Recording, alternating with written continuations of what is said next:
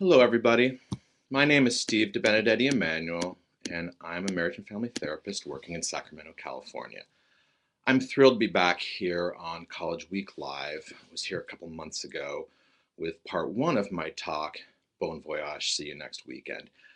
A couple months back, the tone of the talk was more focused around SATs and choosing colleges and interviews, etc., applications, etc., etc. Since then, the tone has changed. Instead, now we're waiting on acceptance letters, starting to get financial aid um, letters coming. So conversations are changing, and I'm going to be addressing the topic from a different angle today. So, first of all, a little bit more about me. I'm a marriage and family therapist working in Sacramento, California, where I specialize in teens and their parents. So, right now, a lot of the conversations we're having are focusing on, like I said, applications, SATs, or no longer, excuse me. Now we're focusing on acceptances, talking about financial aid, etc. So I'm going to start with a story. About 25 years ago, um, I started at Santa Clara University, and my parents drove me to school, and we were there about a week early for the orientation process. And so it was a week long of meetings, parent meetings, freshman students, incoming students meetings, meetings for parents and students. And finally, my parents left. I walked them to the car. We hugged, we kissed, we said our goodbyes, and off they drove. And I remember, I can see it stark picture in my mind's eye of how thrilling it was for me. I sprinted across campus, big smile on my face. I was on my own. I was ready to go. And looking back, I'm realizing that a lot of why I was able to feel so comfortable and so excited and so free was that my parents had done a really good job of preparing me for going away to school. So this leads me to my goals today, helping families prepare for kids going to college. So I want to help parents and college-bound students prepare and succeed when they go away from home to college. I want to help parents not lose touch of the younger siblings. They're often the forgotten ones when it comes to starting college. So I want to help parents remember their younger kids, and also helping families prepare when a lot of cases we have dreams that our kids are going to go to X, Y, and Z school for any of a variety of reasons. Um, Senior year comes, and you know they don't necessarily head off to those schools. A lot of times they stay at home. So I want to look at things from those three different perspectives. Okay, so let's look at first before your teen leaves. I think as the year goes on, parents become more and more guides than authority figures. And what that means, it's more when teens make poor choices, it's sitting down and talking more about why. It isn't just, parents being authoritative and giving consequences, but there's more of a conversation. Now, of course, if your child rolls in at 3 a.m., having been drinking and driving, it's obviously more than you're going to have a conversation about it. But this is going to be a much more serious conversation, uh, one which will include some serious consequences, of course. And metaphorically, um, it pretty soon, kids are going to be carrying their own backpacks. They're going to be doing college on their own. You're not going to be there in quite the same way. And so part of your job, I think, is to start backing away. Um, letting over the months and at summertime before they leave is you can encourage them. They need to start metaphorically carrying their own backpacks and more and more. Something I didn't mention before is that please, I encourage you to write questions in. If I can answer them briefly, I will. but I'm also going to leave quite a bit of time at the end for questions. Okay, finances. Um, this is time to start. Obviously, financial aid packages are starting to come back, and so this is a time that we should be talking to our kids about this. Uh, I think a number of kids, when I was growing up, I didn't really think much about how my parents were going to pay for college. I just figured they would do it. Now, the reality is, most of the time, that's not necessarily the case, and kids more and more need to contribute. And this is again, it's a conversation where the adult and the child heading to college, they talk about, okay, how are we going to pay for this? What can parents contribute? How much is room and board going to cost? Um, are kids going to get a job on campus, off campus, work, study, etc.? What role is financial aid playing? Are they able to cobble together some scholarships, etc.? Plus, part of the conversation, finance is just the incidentals. Um, Entertainment money, how they're going to pay their cell phone bills, toothpaste, etc., etc. These are all important conversations to be having. Okay. Now, again, we're talking about preparing for school. So kids haven't left yet for college. Okay, so talking about how are we going to communicate? It's hard to really. I mean, part of this is hard to talk through altogether because they're not at school yet. But we need to communicate and get a plan, to get as much of a plan together as we can. So it's important. We don't. Neither our kids nor parents want to smother their kids. Um, Nonetheless, communication needs to be regular and frequent. We know our kids, much of their communication is by text.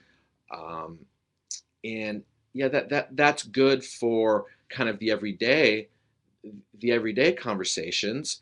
You know, how are you doing? Good. Go to class. Why? Yes, etc. But there's there's more to your kid heading to college, that aren't just logistics, aren't just the one word text answers. The reality is, we parents need to hear and see the voice of our kids and see their face, by way of Skype or whatever, to hear how they're doing. Okay, the primary reason, one of the big reasons for this, is that a lot of mental health issues crop up when college begins. So we get depression, we get anxiety, we get substance abuse, etc. But we also get more severe mental health issues that tend to come on right in early adulthood. So I don't say that to scare parents, but just the reality. Communication needs to be more than through text. Also, I think it's important, part of planning communication is planning visits home. That allows everybody to have structure, and it allows the child heading to college to say to him or herself, okay, I'm going home at Christmas. Parents can say, okay, they're coming home for Christmas.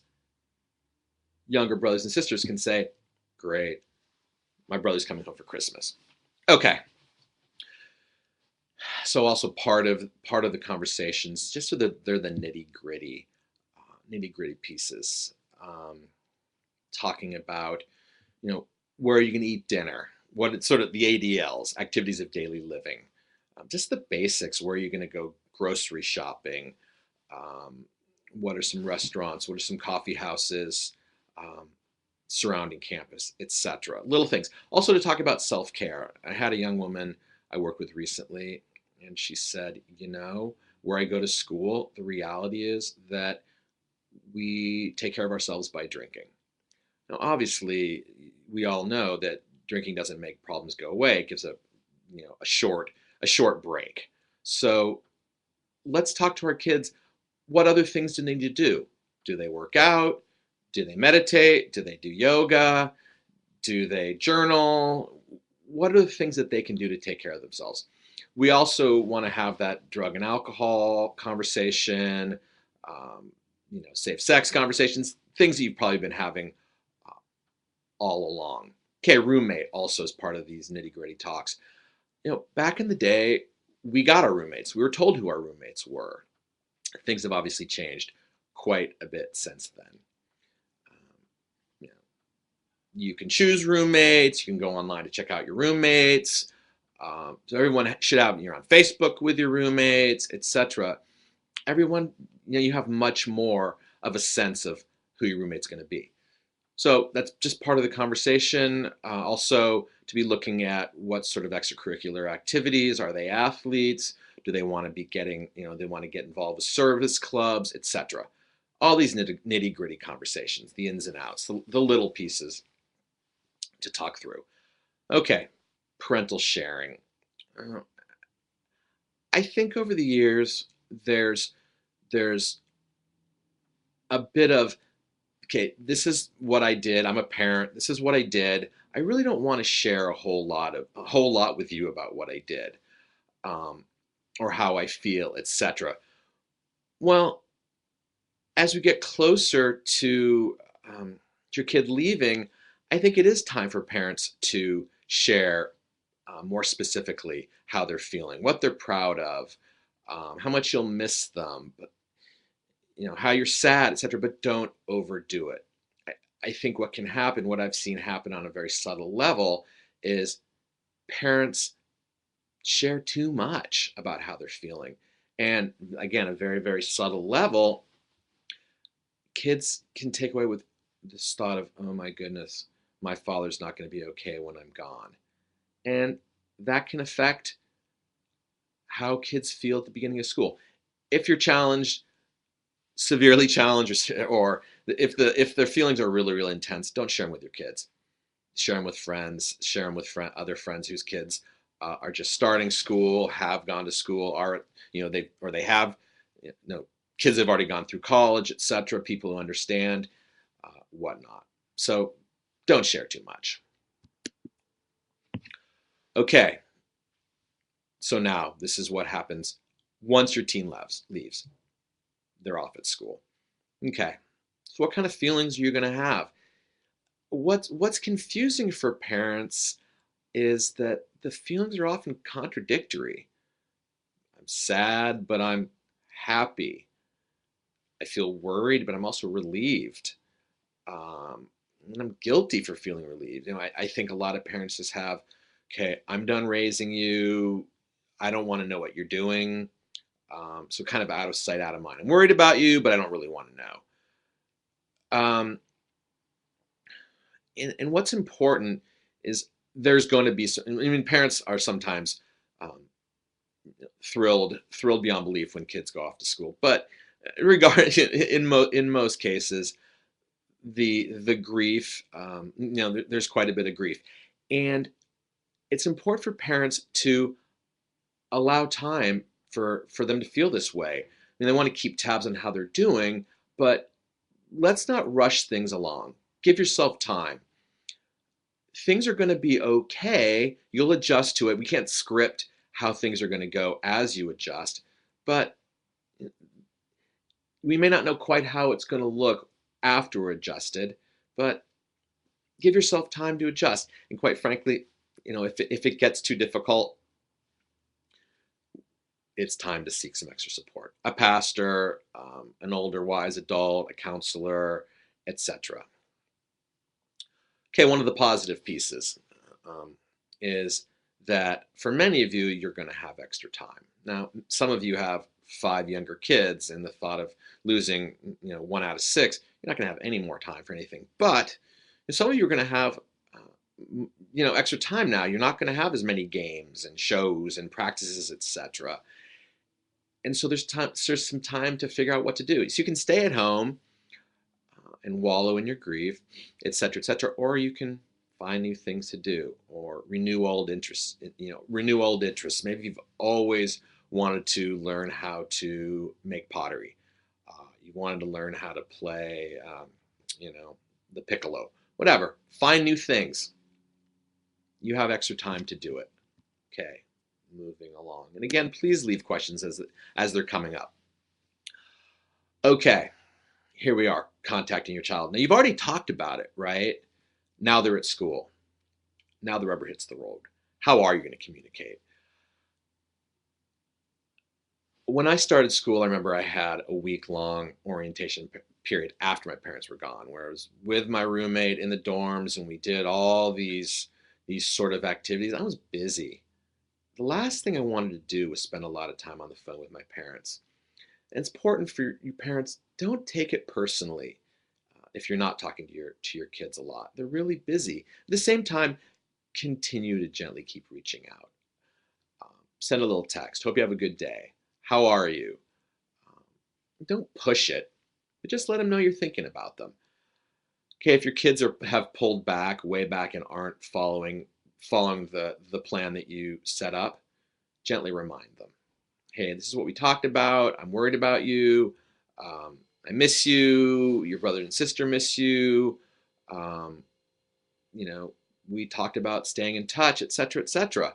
You might get pushback. Um, and quite frankly, does this make you a bit of a helicopter parent? Well, sure. But as I said earlier on, a big part of being in touch with your kids is you need to know how they're doing. Yeah, you want to hear about their classes, their friends, their activities, etc. But just on an emotional level, you need to know how you need to, excuse me, you need to hear how your kids are doing. Okay, when you talk to them, try not to be judgmental. Uh, Instead, celebrate what's going on well, offer help where you can. It can be it's very easy for you to be, judgmental and criticize it. Say you're talking to your son or daughter and she said, wow, mom, I didn't make it to class this morning. And you can jump very quickly into the lecture critical mode. And the reality is, maybe your kid was up late studying and because they had a big test or a big quiz and was really worried about it and they needed to feel prepared. In the perfect world, we balance class and studying, but my overall point being, don't jump to a judgment and criticize your child without having all the information. Um, Quite frankly, the less judgmental, the more supportive you are, the more likely it is that they'll keep you in their loop. Okay, moving on. Okay, let me just go back. I want to make sure. Okay, good. Okay, jumping ahead now to younger kids. So as we know, so much attention. You know it right now. So much attention is going into getting your kids ready for school. Um, it's really easy to lose sight of younger kids. You're doing college visits, you're here on College Week Live, but you're studying you're visiting other schools. Just very, very, very, very exciting. Focusing on payment, financial aid, etc. And also, parents are starting to lose sight of. Parents are starting to struggle as well, and so I think it's very easy uh, to lose sight of your younger kids. Now, I think part of that is um, you may not have any idea that younger siblings are worried. Um, they may seem fine on the outside, celebrating outwardly. They're thrilled. They're starting to talk about, gosh, I'm so happy. I get to, you Johanna's bedroom is twice as big as mine, and now I get her bedroom, and I'm pretty thrilled about it. Uh, but I want to caution you, just to keep in mind, siblings, younger siblings, they're not okay. I work with oodles and oodles of younger siblings, and 85, 90% of the time, I don't hear about how thrilled they are that their brothers and sisters have left or are about to leave. They're worried. They've lost their guides. They've lost their buffers. So don't be fooled by the celebration. Okay, so we're still looking at before school starts. So how can we as parents help prepare the entire family, quite frankly, but mainly siblings and younger and older siblings. It's really important for us to encourage quality time. All we can do is encourage. Um, we can't force older and younger siblings to go to coffee together or have dinner together, etc. But we can encourage it. It's easy for this not to happen. Life is busy. Senior year is busy. Uh, Junior year, whatever years your younger kids are in school, it's busy, and it's easy just to forget about all this stuff. There's also a little bit for both younger and older siblings of why bother? Um, why bother spending time together? You know, he's going to be gone soon anyway, or I'm going to be gone soon anyway. So it's kind of minimizing the importance of it, the importance of the departure. Okay, I think also it's important for parents to talk with their younger kids, with the younger siblings or younger kids about the changes that are coming. They talk about, okay, well, these are the responsibilities. Bobby did this, this, this, and this. Well, he's not here anymore, so I need you to pick up. I need you to pick up some of his responsibilities. That makes sense, right? At the same time, I also think it makes sense to give younger siblings more privileges along with increased responsibility. And also, I think a part for everybody, for younger kids, older kids, etc., is plan the visits home. That helps everyone just helps everyone feel comfortable about about how they're going to feel. So if I know, okay, Jacqueline's coming home in December, okay, I can keep that in the back of my mind. Okay, so it can feel a little more comfortable, a little more safe. Okay, thank you for those of you who are sending in questions, but please, others of you feel free to keep sending them in. Okay, departure day. Um, I'm a big fan. I mean, I realize life is busy and life is expensive and responsibilities are responsibilities. But I'm a big fan, as much as possible, of having entire family drop off kids at school. I think it's really easy to rationalize how it's not a good idea. Johnny's playing football. It's crew is starting, etc. He or she's too busy. They're about ready to start school. I don't think they can come. You know, uh, you know, Sue, you take Jacqueline to school, and I'll stay behind. I'll stay behind with the kids. Well, again, as much as possible, try to avoid that as much as possible. I think it's important for the family to go. For younger kids, uh, it helps give a frame of reference when their older brothers say, "Hey, I'm hanging out Starbucks off campus." Younger brother can go, "Oh yeah, yeah, that Starbucks. I know where that Starbucks is." Or, "Hey, I'm going to the game." "Oh, okay, yeah, okay. I remember where that. I remember where the field is, etc." That frame of reference helps. Okay, so the older sibling has gone. Okay, so how are younger siblings doing? Okay, you might get this attitude of that they're thrilled. They have the bigger bedroom now, or they get the car that they used to have to share, etc. Regardless of that, be aware that that they're having a tough time underneath. I think it's we have to be as understanding as we can with our kids, to think, okay, well, Johnny just left. I know Daniel's really upset about it. I know he's having a hard time. Uh, but don't use that as an excuse. Just because Johnny's having a hard time, if he takes the car when he's not supposed to and crashes it at 2 in the morning, um, there's still rules. There's still consequences. So uh, let's not excuse behavior just because they're having a tough time with the transition.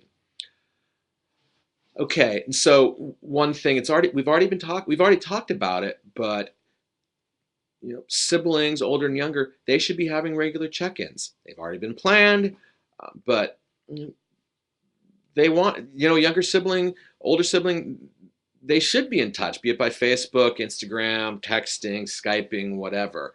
Just a sense of helping them stay connected. You know, only siblings know what it's like to live with parents.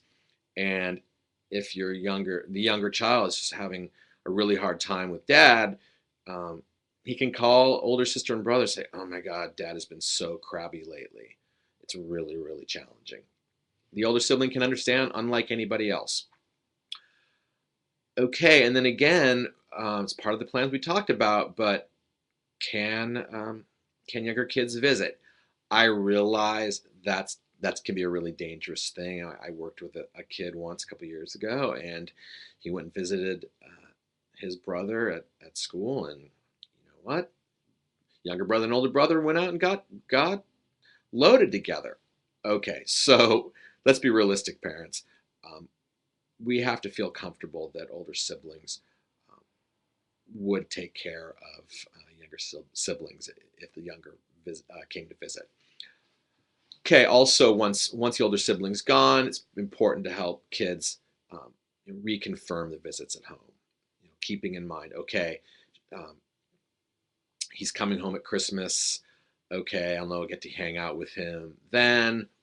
This helps everyone feel a little bit safer and a little bit more comfortable.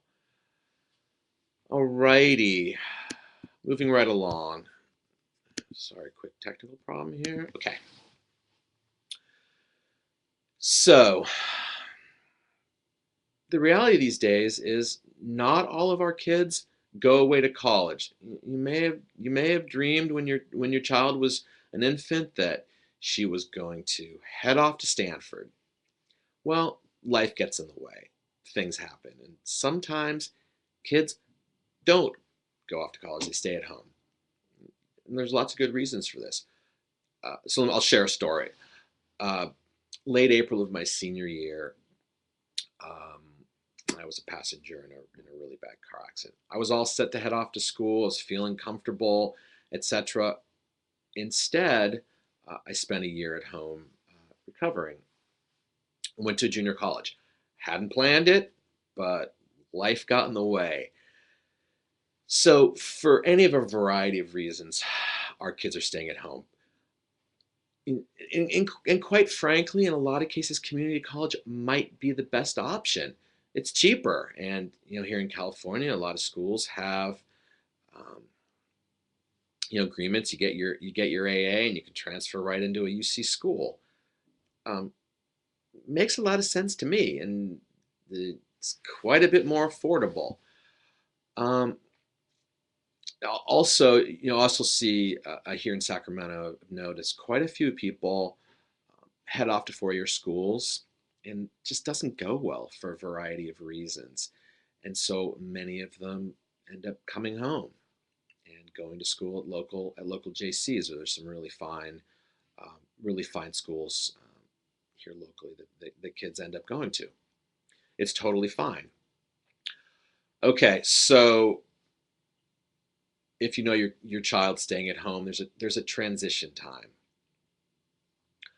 that I'm a big fan of conversation. So it's important to sit down, have these conversations, preparing what is going to be like. Parents and kids both talking about concerns, hopes, expectations. What do we want this year to be like? Um, and then really listen to your teen, what he wants, what she wants. Things are going to be changing. So to talk as much as possible, to be as clear as possible ahead of time, sets you off to a good start. Also, I think part of the transition is um, setting goals beyond this year. Where do you want to go to school in a couple of years? What is your goal? Um, Again, lots to communicate. Lots to communicate. Now, keep in mind, you may have vision of, okay, we're going to go to the local JC. He's going to go, not we're. She's going to go to the local JC for 2 years and then transfer into a great school. Uh, your child may not have the same idea. maybe they're going to go to school for 1 year and spend a year down in Hollywood trying to make it as an entertainer. Know a number of kids who've tried that, gone that route. I've never known of anyone who's hit it big, but a number of kids who've said, "Hey, this is what I'm going to do. This is what I'm going to try out." Did the Hollywood dream. So it can be really difficult for parents to acknowledge, okay, my son, my daughter is an adult.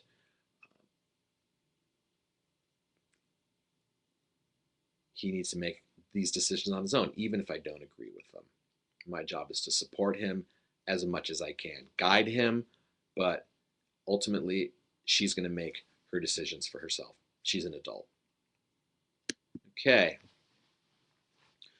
Now, finances. Obviously, staying at home is more affordable. Um, at the same time, expenses are going to increase, and there's books to buy. There's maybe more gas to buy, or more eating out, etc. And so the conversation again, we need to have a real honest conversation ahead of time of, okay, what are our expectations for what you'll pay for? You might need to get a job, or you might need to keep that job. What are your thoughts about that? And again, what this can be your child's heading off to school, and they're adults, and this is a perfect opportunity to do more educating on the financial responsibilities that come with being an adult. Okay, then there's nitty gritty. During senior year, during high school, there was that roughly 8 o'clock to 3 o'clock situation. Well, it's not the case obviously anymore. I mean, maybe they're having classes at 7 or 8 at night. They're getting home much later than they used to. Schedules are going to change a significant amount, and so it's important for parents to have more flexibility and allow more freedom. But it's not like they're living in the dorms. Um, if they come home at 3 in the morning, and I guess this is hopefully the way it was all along. If your kids come home late, they sleep in. Parents shouldn't have to tiptoe around the house just because little Susie wants to sleep till 1 o'clock because she was out late. Um, and also, it's important, just because they're going to school, local community college, doesn't mean they're not a part of the family anymore. So if your expectation was that, or, what they've done all along is they've taken out the trash and walked and fed the dog, well, they should still be doing that. If the family always has had dinner on Sunday night together, nothing should change. It's what you've done. So going to college locally doesn't necessarily mean all the family rituals and whatnot should change at all. Okay.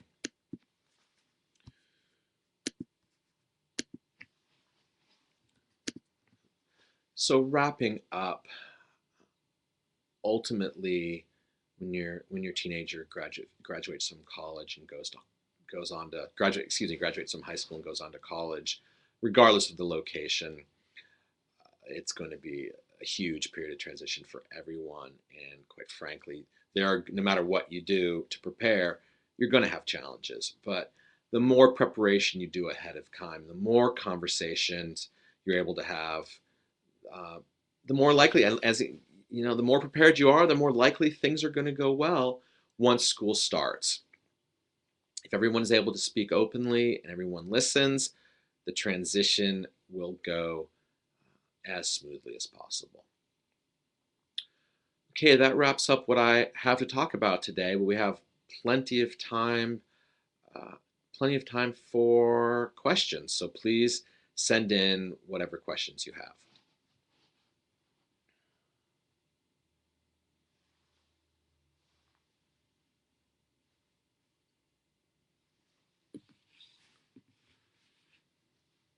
Okay, this question comes in from Sue.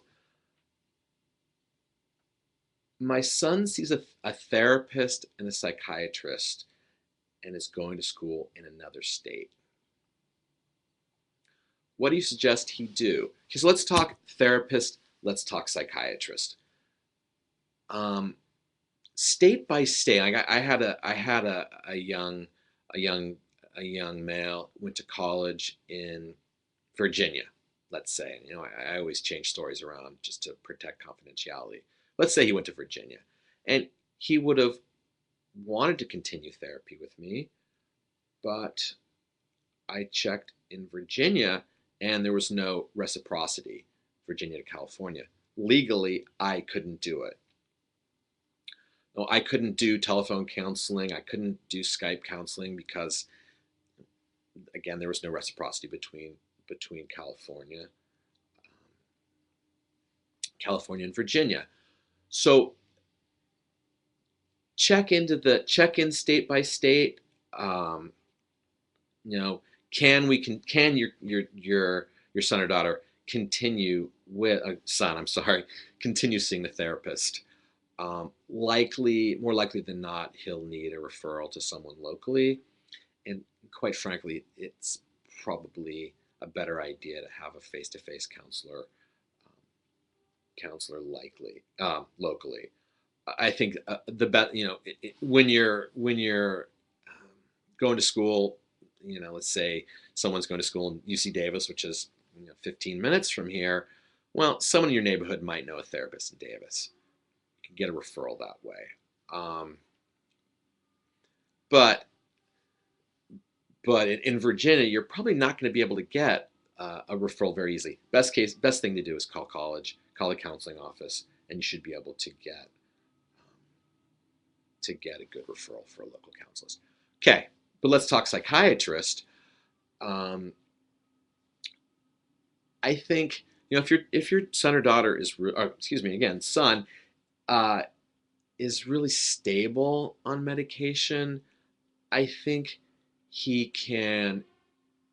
He doesn't necessarily need to connect with a psychiatrist in the state he's going to. They can do medication by mail. But if things aren't as stable, or if more mental health challenges come up that weren't present before they left, obviously a psychiatrist locally will be important. I'm a big fan, big fan of psychiatrists. I think a lot of people just get their medication from general practitioners, and that's fine. Some GPs know a lot about medications, really keep up to date on them, and prescribe really appropriately, really well. Other times, your GP may not be um, as up on medications as psychiatrists. So I'm digressing from the question a little bit, but hopefully I've answered your question. Please feel free to ask any follow-ups if I need to expand on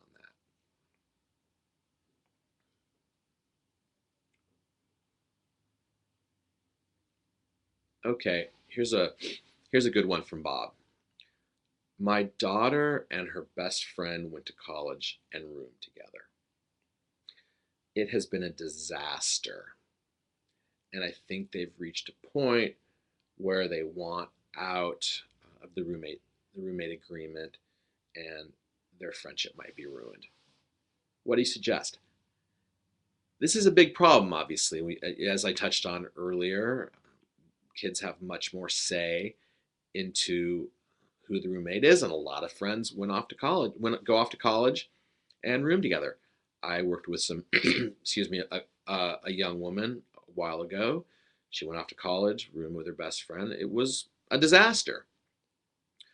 So, what I suggest, um,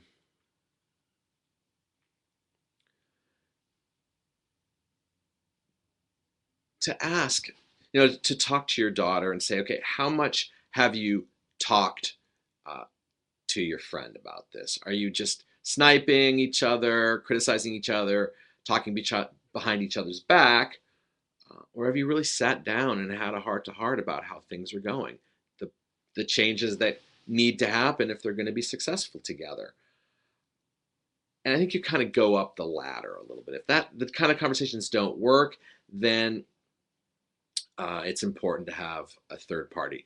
So in most schools, they're called resident assistants. Sometimes they're resident advisors. But you know, bring your concerns. Bring the third party in to help mediate the problem, and hopefully come up with some agreements. Things with the RA don't go well. There's also RD, which is sort of the director of the entire building.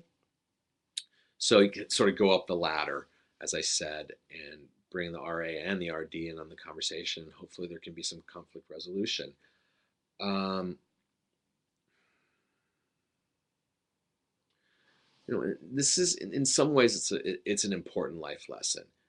We have to coexist with difficult people.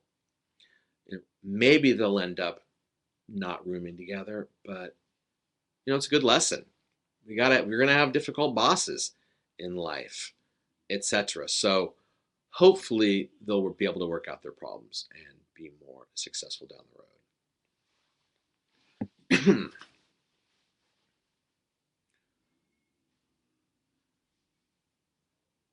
Okay. Okay, good. This is from Thomas. My son wants to bring his car to college. I'm not sure what I think about that. What do you suggest? That's a really good question, and I don't know the answer to that. I think it depends school to school. There are some schools where it's very contained, where everything tends to really happen on campus. You know, there aren't a ton of places to socialize, particularly with really isolated schools. There aren't a ton of places to socialize nearby. Most of the socializing happens on campus. If that's the case, a car is probably not necessary. Other places where there are a lot of activities off campus, um, or it's there. Let's say you can go into school in the Bay Area and you want to go visit. You want to go to San Francisco. You want to go to Berkeley. You want to go to this place and that place. I can envision allowing your son to bring the car to school. Again, I wish if I could know more about the specific school and I could speak to it, I would. But the best answer I can give, quite frankly, is and it depends.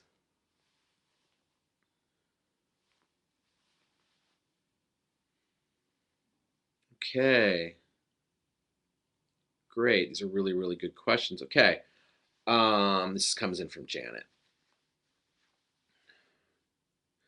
My son is a senior in high school. He's applying to schools, etc. And he says to me, "I want to graduate from school in 3 years." I think this is a really, really bad idea for a number of reasons. What should I do? I cringe when I hear this. Um, Quite frankly, in a lot of cases, college is the best time of our lives, or one of the really fabulous times. Why rush it? At the same time, so my agenda would be he'll get to college, he'll hope, he realizes one of the best times of his life and say, gosh, why would I want to graduate in 3 years? And I'm assuming, or I'm hoping that's what ends up happening with your son. He gets there, it's great, he loves it, he stays 4 years. Really, again, he also is an adult now. He's going to be making his decisions. He's bound and determined to get out in 3 years. Bound and determined. What you can do is listen and be supportive. Because ultimately, he may make the 3 year decision. Um, I think it would be unfortunate, but again, he's an adult. It's his decision. Okay. Here's kind of a long one. My older son is leaving for college in the fall and has narrowed his choices down to a few schools. My younger son is beginning his senior year and will soon be starting the application process.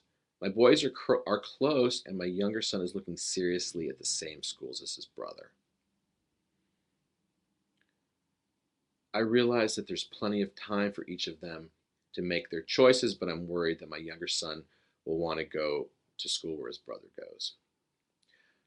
I know my older son wants to go out of town, be out on his own, and he resent his brother going to the same school. They're close, but I think he would resent it. What should I do? How should I address this? Well, it's probably going to work out on its own. Um, the reality is that your younger son may not get into the same schools that excuse me, your older son gets into, or maybe your younger son wants to study something that your older son's school doesn't offer. So it'll probably work its way out on its own. And I think part of helping it work its way out on its own is to do the best you can to expose your younger son to as many possible school options as possible.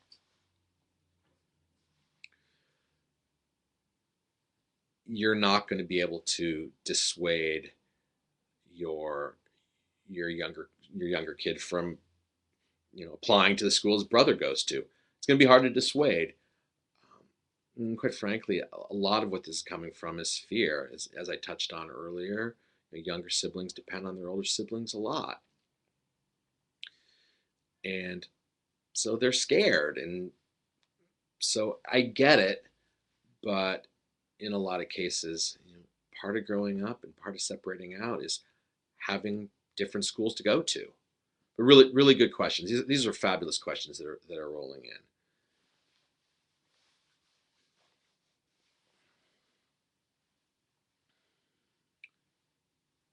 Okay, this question comes in from Sue.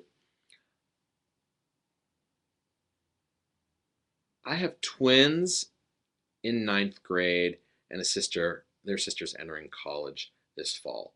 What advice do you have for me? What I'd say is, first of all, what have you learned from the process of your older child's child's application process? You've learned you've learned um, you learned a ton. You know all about SATs, ACTs, the application process. You're learning about the financial aid process. This can help you guide your ninth grade girls through their way through high school. You can't control all of it, obviously, but the wisdom you have, the wisdoms you've learned, you can use to guide your girls along. Alrighty, again, really, really good questions. Fabulous questions. Alrighty. Do we have anything else? Let me just leave a little more time here. Give about another 15 seconds. Again, these are fabulous questions, and I really appreciate your participation, and hopefully what I've shared with you today has been helpful information. This is a thrilling time for everybody in the family, and I just wish you the best. I wish your kids the best. I wish the rest of your families the best. It's gonna go great. Thanks very much. Good night.